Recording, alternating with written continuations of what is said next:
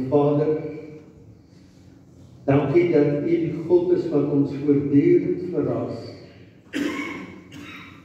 Dankie dat U op hierdie stadium besig is om wonderwerke te doen. Help ons om dit raak te sien elke dag in ons lewens. Here, hierdie offers wat ons bring ons uit dankbaarheid omdat U ons Vader en ons God is. Amen.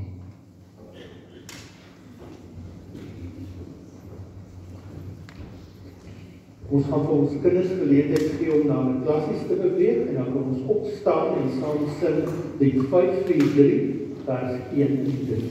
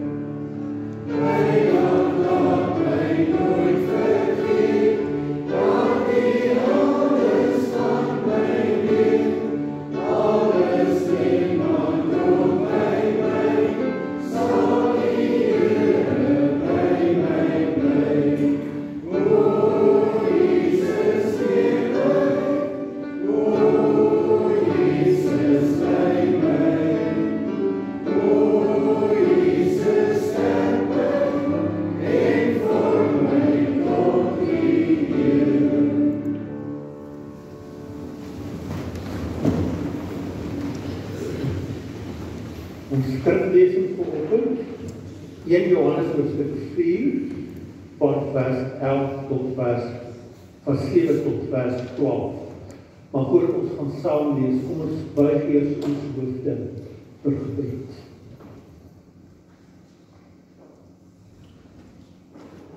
Vader, dankie dat U ons eerste liefgehad het. Dankie dat ons die liefde kan ervaar in ons lewens. Ons bid ook nou dat U deur die Gees ons harte sal oopmaak, ons verstand sal verlig, sodat ons sal hoor wat U vir ons wil sê, en dat U vir ons sal help om te doen wat U vir ons vra om te doen. Ons eer die groot naam. Amen. 1 Johannes hoofstuk 4, ons lees van vers 7. Geliefdes, ons moet mekaar lief hê, want liefde kom van God, en elkeen wat lief het, is 'n kind van God en ken God. Wie nie lief het nie, het geen kennis van God nie, want God is liefde. Hier is God se liefde vir ons geopenbaar.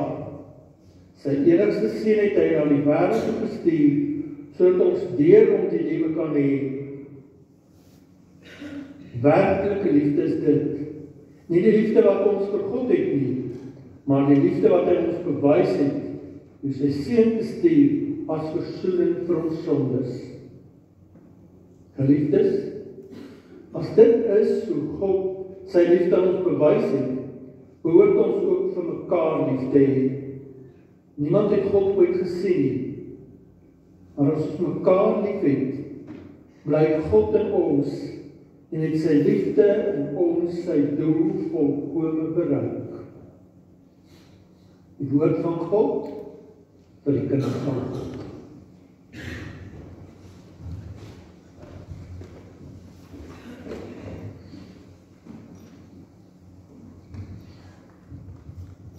Jan van Blerk was 'n groot sukses in die stad waarin hy gebly het. Hy was 'n geweldige dinamiese persoon, wat 'n hele paar besighede gehad het, ten spyte van die feit dat hy nog baie jonk was. Ons sal sê dat hy 'n doelgerigte persoon was. Hy het gepresteer op vele terreine, en daarbij het hy baie materiële besittings gehad. Maar snaaks genoeg, ten spyte van sy prestasies, ten spyte van die aansien wat hy in die gemeenskap gehad het, ten spyte van die baie dinge wat hy besit het, het hy leeg gevoel. Hy het gevoel daar kort iets in sy lewe. En toe gebeur dit. Hy kry 'n hartaanval. En daar in die hospitaal waar hy lê, kry die geleentheid om vir die eerste keer in sy lewe eintlik maar op te kyk. En hy begin dink oor die lewe. Hy vra vir homself die vraag af: waarom jaag ek so in my lewe? Waarom is ek so ingestel op prestasie en besittings? Waarom gaan dit eintlik in die lewe? Dit was vrae waaroor hy nooit gedink het nie. En hy kom tot die besef dat besittings nie 'n doel op sigself moet wees nie. Dit moet nie die doel van jou lewe wees nie.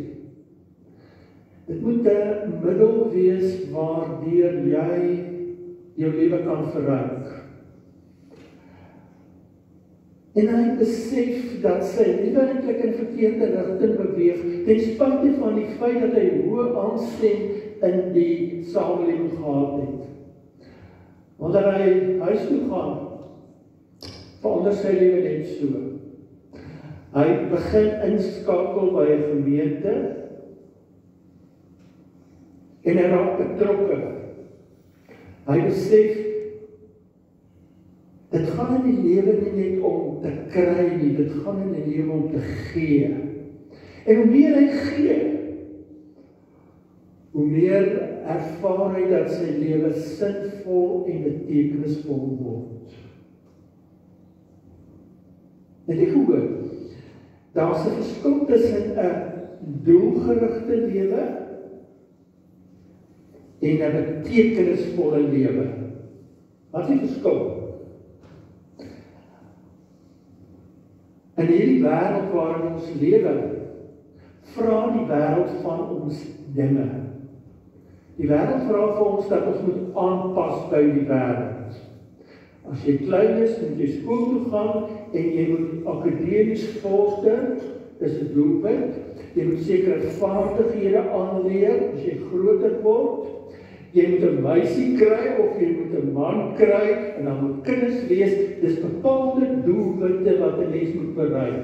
Die wêreld vra vir 'n mens dat jy moet inpas by die wêreld. Jy moet bepaalde doelwitte bereik. En dit is wat meneer Van Blerk gedoen het.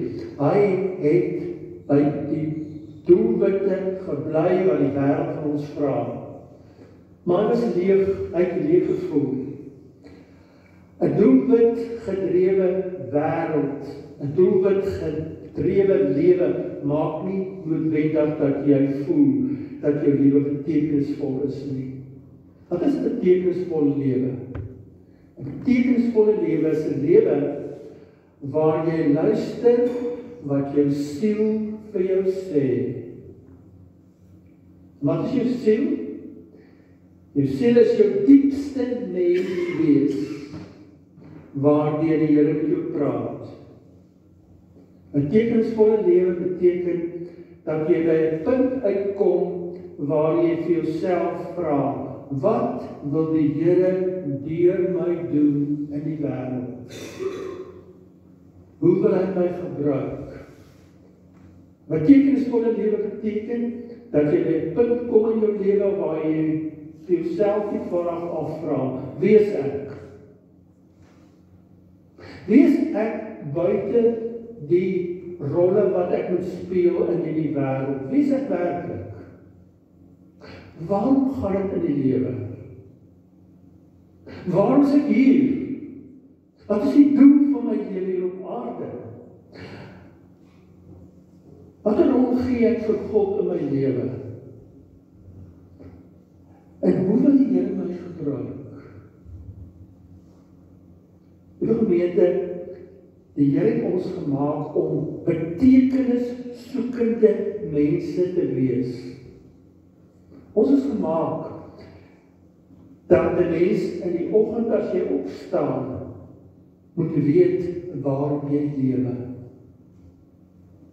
Dat jou lewe betekenisvol sal wees.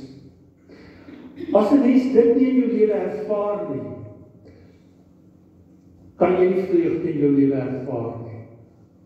As 'n mens nie betekenis in jou lewe ervaar nie, gebeur dat 'n mens baie keer aan geestesiektes ly, want die lewe het vir jou geen sin en betekenis nie. Jou onlangs is daar 'n navorsingsprojek in Amerika gedoen, en die mense het die vraag gekry, het jou lewe betekenis? 80% van die mense het gesê, my lewe het nie betekenis nie. Ek weet nie waarom ek lewe nie. Vir my gaan dit maar net om te eet en te slaap en te drink. Het jou lewe betekenis? Het jy 'n rede waarom jy vanoggend opgestaan het? Waarom jy môre en oormôre gaan opstaan? Wat sê die Bybel vir ons? Wat is die sin en doel van ons lewe hier op aarde? Wat sê die Bybel vir ons? Wie is ons? En waarom lewe ons hier op aarde? Dit is baie duidelik, die Bybel sê vir ons dat God vir ons lief het. God is 'n God van liefde. As ons 'n beeld moet gebruik, kan ons sê, die Here God kan ons vergelyk met 'n fontein. 'n Fontein wat water gee, en God gee liefde. Uit hom vloei liefde uit. Daarom het hy die wêreld geskep, uit liefde het hy die wêreld geskep. En toe hierdie wêreld op 'n verkeerde spoor beland het, het hy sy seun gestuur uit liefde uit. Die kruis van Golgotha is 'n bewys, die waarborg van God se liefde vir ons. En nou sê die Bybel vir ons, dat God hierdie liefde wat hy in homself het, op 'n persoonlike manier wil deurgee aan die wêreld. Luister mooi, hy wil dit op 'n persoonlike manier deurgee aan die wêreld. En hoe kan hy dit op 'n persoonlike manier doen? Deur vir my en vir jou te betrek en sy uitbeweeg na die wêreld toe. God is die fontein van liefde, en hy wil vir my en jou gebruik as kanale, sodat ons sy liefde sal deurgee na persone wat oor ons lewenspad kom. God is die fontein van liefde. Ek en jy word opgeroep om kanale te wees, sodat sy liefde kan stroom na mense wat oor ons lewenspad kom. Nou hoe lyk God se liefde? Die Bybel sê vir ons dat God vir ons lief het, nie omdat ons enige prestasies het nie. Hy het nie vir ons lief omdat ons iets het wat hy graag begeer nie. God het ons onvoorwaardelik lief. Hy het ons lief ten spyte van ons swakhede en ons sonde. God het ons lief, net soos ons is. En hy roep vir my en jou, dat ons sy liefde vir onsself moet toeëien. Dat ons dit deel moet maak van ons lewens, en dat ons dit moet uitgee na die wêreld. Hy roep vir my en jou dat ons vir mense wat oor ons lewenspad kom, sal lief hê, nie omdat ons van hulle hou nie, maar omdat God se liefde deur ons kom vloei na hulle toe. God vra vir ons dat ons vir mense wat oor ons lewenspad kom, sal lief hê ten spyte van wie hulle is. Want dit is hoe God se liefde werk. God se liefde is 'n selfopofferende liefde. Toe Jesus na die wêreld gekom het, het hy vir ons kom wys hoe God se liefde lyk. Sy hele lewe was 'n lewe van selfopoffering. Na die kruis van Golgotha het hy homself onvoorwaardelik vir ons gegee. En God roep vir my en jou op dat ons so liefde sal uitleef na die wêreld toe. Dat ons bereid sal wees om op te offer, om onsself te gee. God se liefde is nie 'n praatjiesliefde nie. God praat nie net en sê hy is vir ons lief nie, dis 'n daadliefde. Aan die kruis van Golgotha het hy vir ons bewys dat hy ons daadwerklik liefhet. En hy roep vir my en jou op om mense wat op ons pad te kom daadwerklik lief te hê. So, waaroor gaan dit in die lewe? Wat is die sin en doel van die lewe? Die sin en doel van die lewe is dat ek en jy bewus sal wees van God se grootsheid en sy heerlikheid. Maar belangrik, dat ons sal weet dat hy vir ons liefhet. Dat ons sal weet ons behoort aan hom. Ek behoort aan die Here. Ek is sy kind.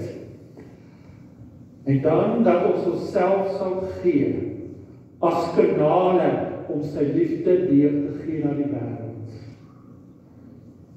Die sin en doel van die lewe is dat ons God se liefde sal ontvang en dat ons dit deur sal gee na die wêreld. Dat ons kanale van sy liefde sal wees. Nou sê jy vir my, Dominee, weet jy wat? Ek dink nie ek is in staat om 'n kanaal van God se liefde te wees nie. Ek gaan 'n blokkade wees. Ten spyte van die feit dat ek God se kind is ek nog baie vleeslik. Ek dink eintlik maar net altyd aan myself. Dit gaan maar net altyd oor myself. Ek dink nie eintlik aan ander mense nie. En wanneer ek aan ander mense doen, gaan dit maar eintlik net oor myself. Ek weet nie of ek 'n kanaal van God se liefde kan wees nie. Dankie dat jy so eerlik is. Dis hoe ek of voel. Maar weet jy wat sê die Bybel? Die Bybel sê vir ons dat God nooit van ons iets vra as hy ook vir ons stoer is om dit te doen nie. Hy vra vir ons, wees kanale vir my liefde. En dan sê hy, dis wat ek gaan doen om julle in staat te stel om kanale te wees. Ek gaan deur my gees julle verander. Ek gaan deur my gees die wedergeboorte in julle werk. Ek gaan vir julle nuwe mense maak. Ek gaan my Heilige Gees in julle lewe laat bly, sodat die Heilige Gees vrug kan dra in julle lewe. Hoor jy dit? God vra nie net dat ons kanale van sy liefde moet wees nie. Hy stel ons in staat om kanale van sy liefde te wees. En daardeur stel hy vir ons in staat om 'n betekenisvolle lewe te leef in hierdie wêreld. Nou vra jy, Dominee, as God dit doen, wat is my verantwoordelikheid, wat moet ek doen? Dit is 4 dinge wat ons moet doen. Nommer 1. Raak bewus van die feit wie God is. En gee vir Here God 'n ereplek in jou lewe. God is groot. Hy is heerlik.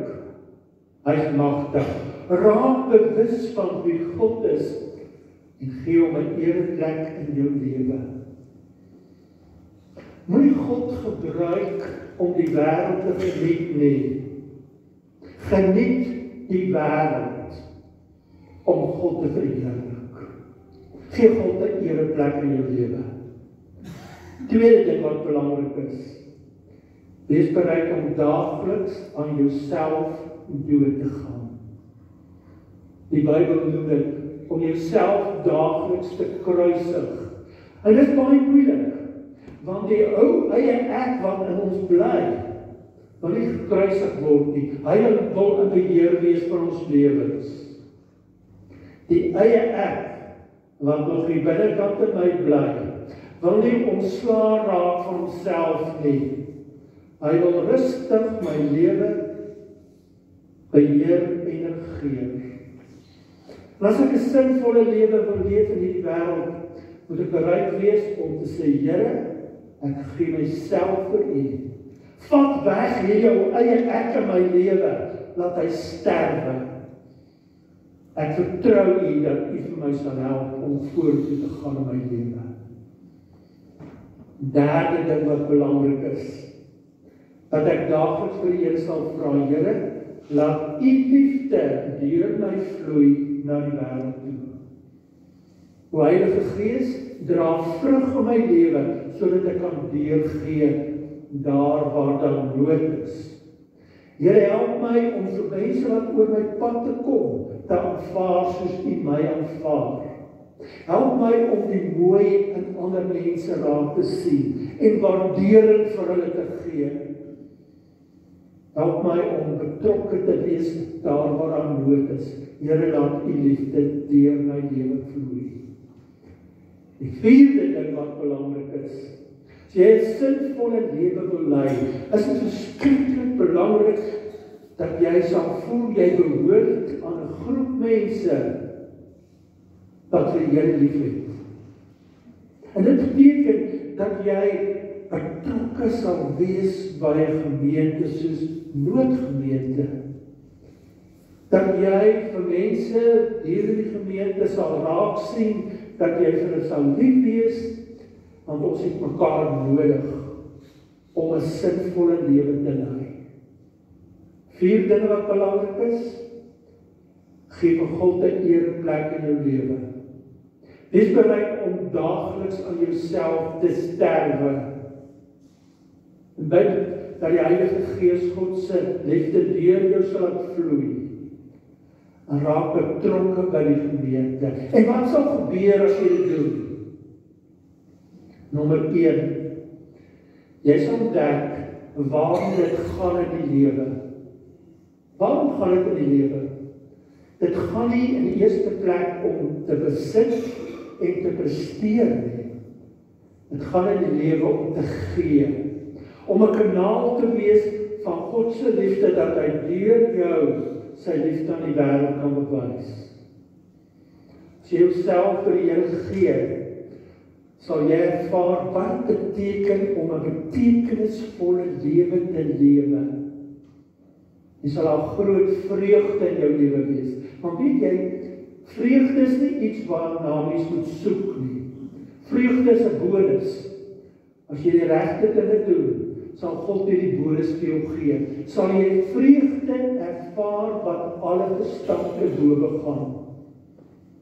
En jou laaste belangrik, as 'n mens 'n rede het waarvoor jy lewe, kan jy met God se krag alles in die lewe hanteer. As jou lewe sinvol en betekenisvol is, kan jy met God se krag elke struikelblok wat oor die pad kom hanteer, omdat jy weet dat die Here God by jou is en jou staat sal stel om dit te hanteer. As jou lewe vir jou betekenisvol, ons maak ons oor toe, lekker stuif toe, ons buig ons hoofde. En kom ons dink bietjie oor ons lewe op hierdie oomblik. Het jy 'n rede om te lewe? Of gaan dit jou maar net om te oorleef? Net om te eet en te slaap en te drink? Het jy al by 'n punt gekom waar jy besef, gaan in die lewe nie die eerste plek om te oorleef nie, maar om ingeskakel te wees by God se fontein, sodat jy sy liefde kan deurgee na die wêreld. Wil jy graag 'n betekenisvolle lewe lei?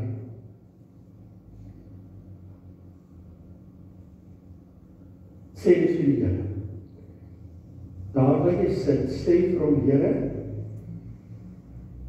hier waar ek is op hierdie oomblik,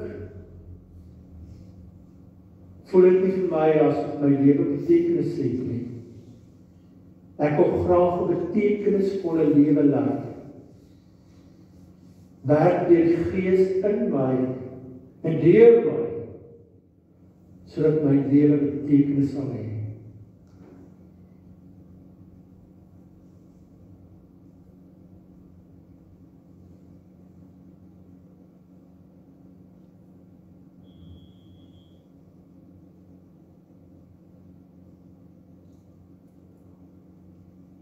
En as jy die gebed in opregtheid gebid het, kan jy opstaan as getuienis dat jy jouself beskikbaar stel om 'n kanaal van God se liefde in hierdie wêreld te wees. Ek gaan nou vir jou gebed doen. Ons gaan dan 'n lied sing, ons belydenis, ons geloof bely, ons gaan weer 'n lied sing.